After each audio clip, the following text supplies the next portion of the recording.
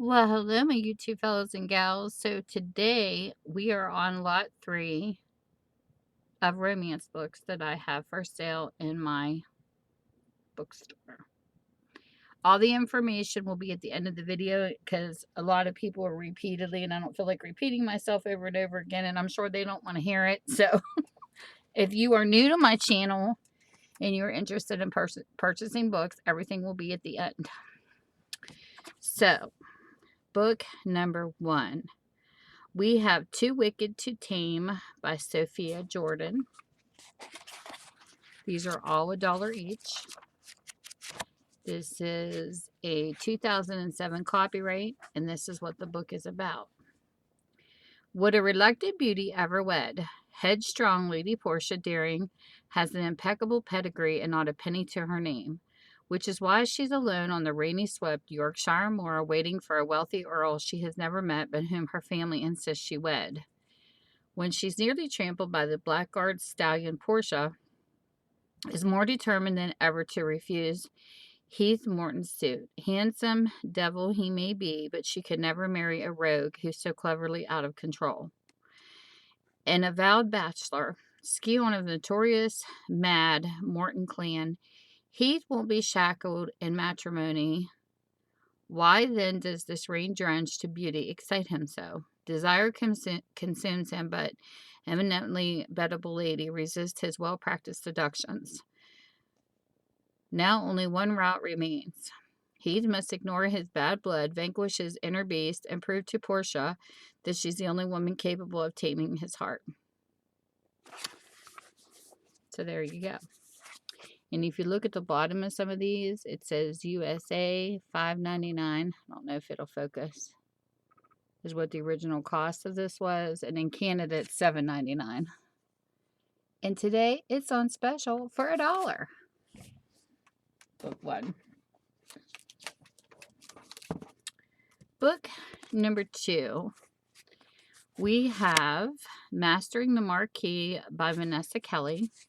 And this is a 2009 copyright. This is my little receipt cheat sheet.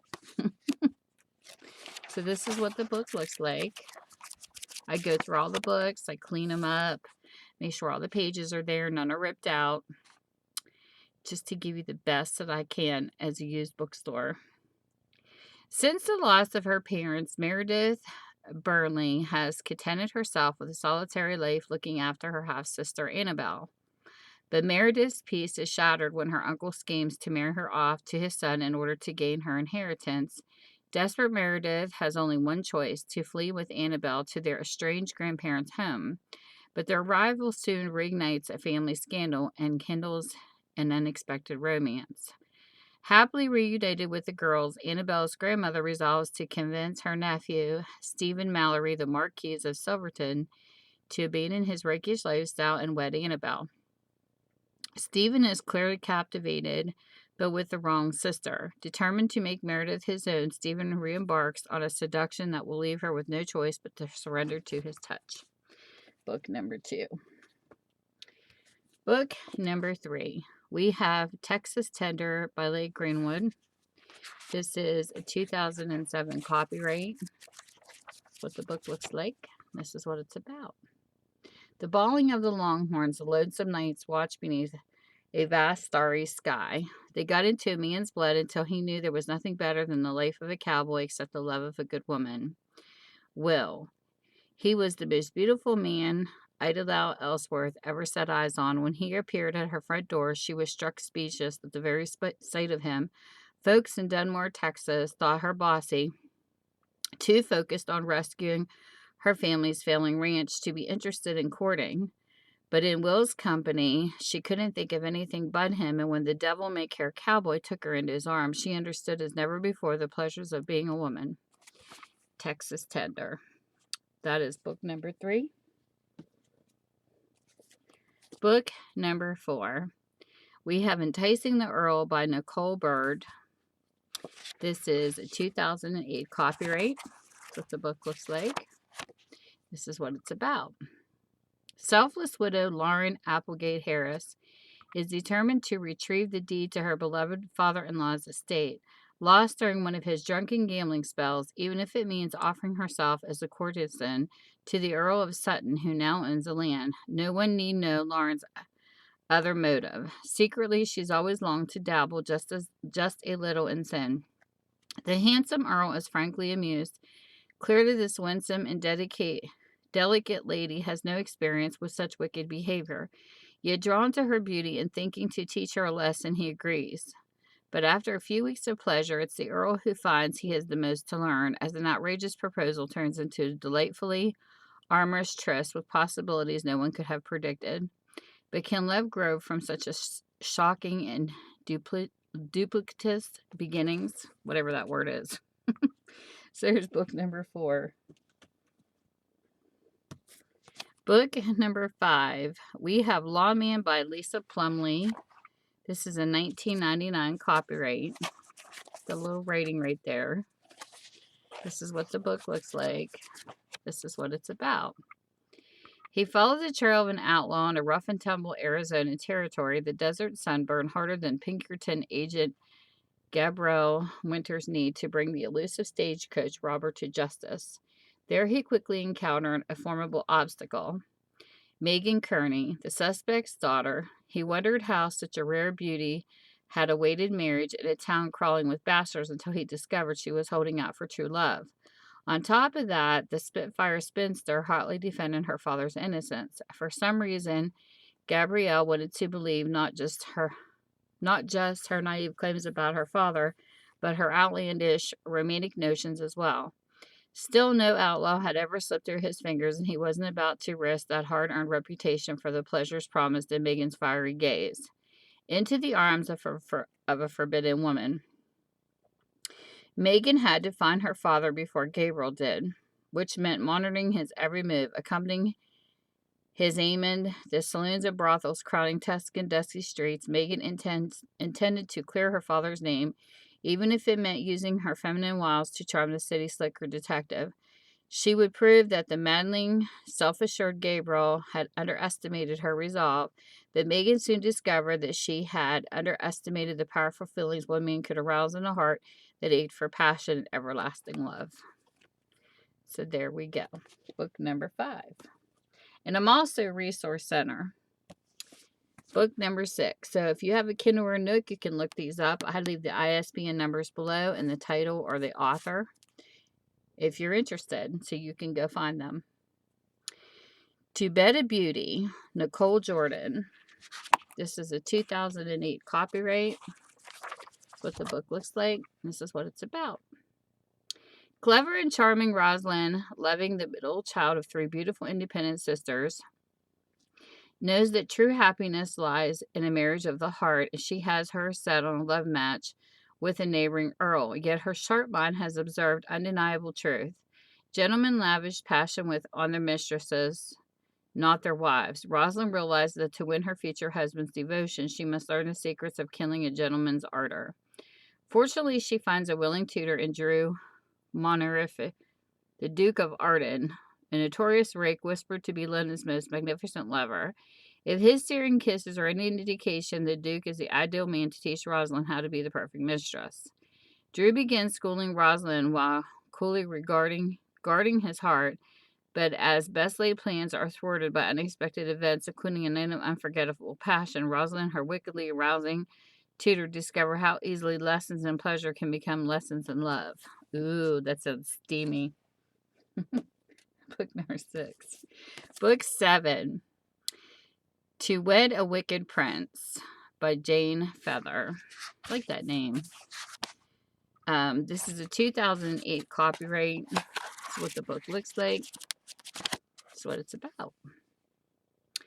Livia Lacey came to the house she inherited in London's Cavendish Square with her 2 friends, Lady Cornelia Dangham and Lady Arilla Farnham, to experience the excitement of city life. With Cornelia, now happily married, Livia and Arilla, what a name, are on their own, but dashing Prince Alex Provost, a newcomer to London, seems enchanted by Liv the moment they meet. Disarmed by the prince's determined pursuit of her, his exuberant joy of living, and the desires he awakens in her, Liv agrees to marry him. But while night is a time for passionate embraces, Liv discovers that her irresistible husband can be as autocratic as extravagantly generous. While Alex balks at Liv's independent ways, he refuses to explain his own comings and goings. When Liv learns of Alex's secrets, she only loves him more. But when she learns the other secret, will she feel wickedly betrayed? It's even a pretty book. So there is book number 7. Book number 8. We have The Christmas Feeling by Kathleen Palmer. And this is a 2004 copyright. It also says Gail Gamer Martin.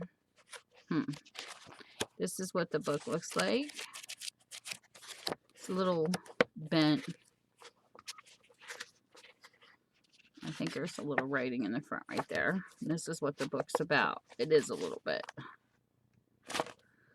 When Claire Ross visited her reclusive aunt, she never expected the holiday wealth she'd brought to sail after her as she left, nor did she suspect her aunts of harboring secrets. But the greatest surprise was rediscovering her teenage crush, a sheriff eager to teach her aunt the true meaning of Christmas and to show Claire the true meaning of love. Christmas Morn. Oh, there's 2 books in one.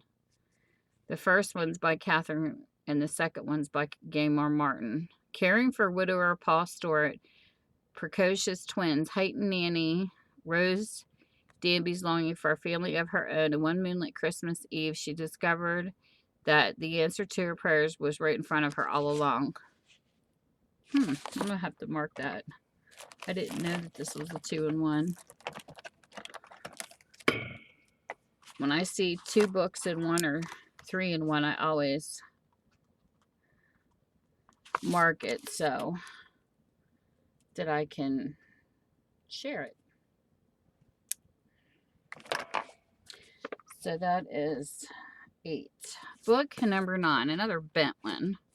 This has been laying in a box and got bent.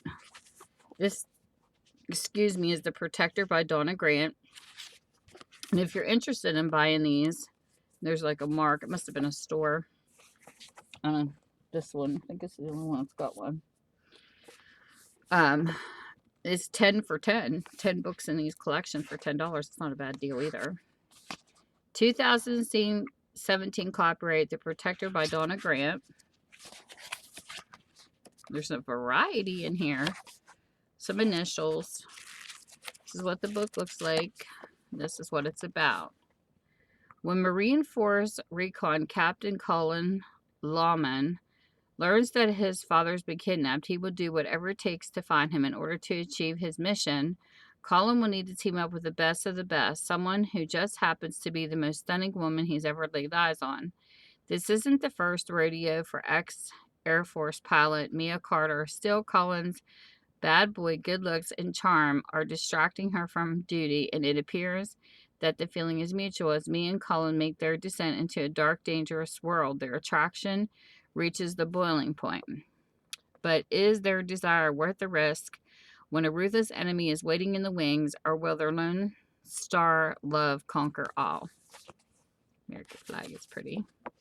So this is book number 9.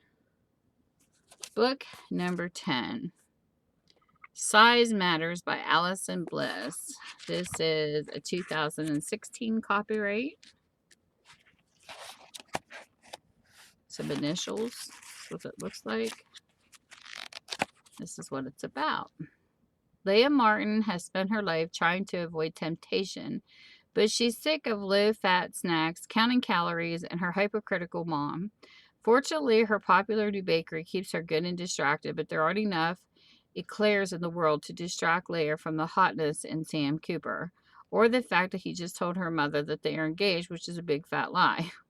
Sam sometimes speaks before he thinks. What started out as defending Leigh's date ability to her judgmental mother soon turned into having a fiance.